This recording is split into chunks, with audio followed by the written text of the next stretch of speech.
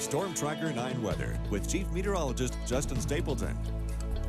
Well, sitting out waiting for the showers and thunderstorms that will likely start to blanket across parts of the northwest. We've seen them over the eastern end of the state yesterday and again today. Another round firing up around Burns, almost same spot where they were yesterday. Meanwhile, we've seen a good cloudy afternoon with some breaks in the clouds here across the western end of the state. Lots and lots of a good marine air push over across most of the valley here. And then again, you see some of the thicker cloud cover being picked up. There is rain out there, but a lot of this is not hitting the ground. If you happen to be out towards Oak Ridge or Blue River or whatnot, you're watching us, hit us up on our Facebook page. Let me know if you've got anything on the ground there. We're trying to get some eyes and ears to see how much of this is really sort of moistening up the air mass, which will likely become rather moist over the next couple of days, courtesy of that big upper level low. In fact, we expect some good shower chances coming through as we head towards your Thursday forecast. Meanwhile, most of the activity has been over the eastern end of the state. You can see these discrete little thunderstorm cells all firing up. Jet stream continues to push all of this northward, picking up some of the monsoonal moisture, sunshine as well.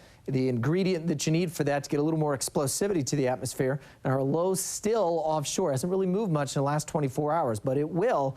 And right now forecast to start moving towards the central Oregon coast in the next 12 to 15 hours. And that's likely when we'll start to see some more widespread activity in terms of the showers and thunderstorms. Ahead of that, though, we've got flash flood watches out for parts of the Deschutes County all the way up towards the northern Cascades, up around Hood River and the Locks, and then back off towards the eastern end of the state as well. Baker City down to Burns could see some heavy downpours with the thunderstorms that develop. In addition, all of the red out here is a red flag warnings, lightning strikes, and again, very dry conditions across many parts of the state here, where we'll be looking for more lightning with the thunderstorms tomorrow. So I'm going to go isolated showers late, and again, this will mainly be after midnight for folks out at the coast.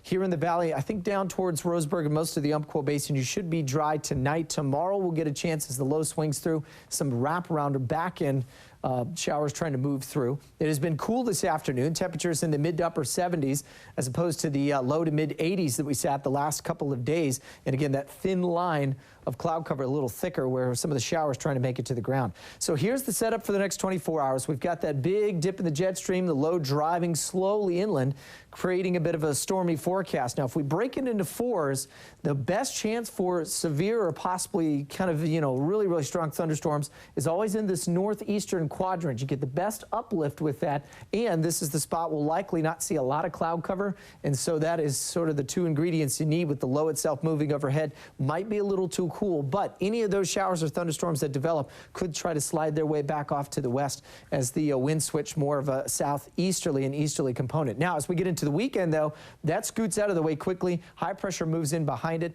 and that puts us back to a quick summer-like forecast. So cool, cloudy, showery in the valley. Could see an isolated thunderstorm close to the valley, mostly up into the mountains and foothills, but a couple of those are going to be pretty strong tomorrow. We'll keep a very close watch on the forecast starting tonight and again throughout the overnight hours before Melissa and Sean and Bob will be here for KZI 9 News tomorrow morning.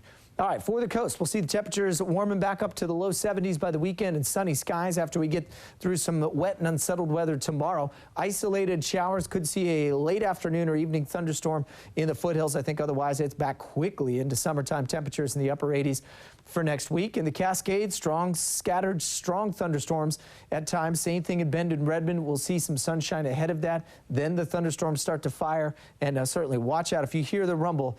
Get inside because lightning is certainly out there. If you're hearing it, it's out there. And in the valley, scattered showers. We'll see the temperatures in the low 70s tomorrow, so similar to today, and then slowly warming up by the time we get to the weekend, guys, quickly back into the mid and then upper 80s by next week. What a jump. Yeah, it's going to be all over. Back up to 85. Yeah. And again, this is kind of early fall. We're starting to transition here, so we're going to get these wild temperature swings over the next couple weeks.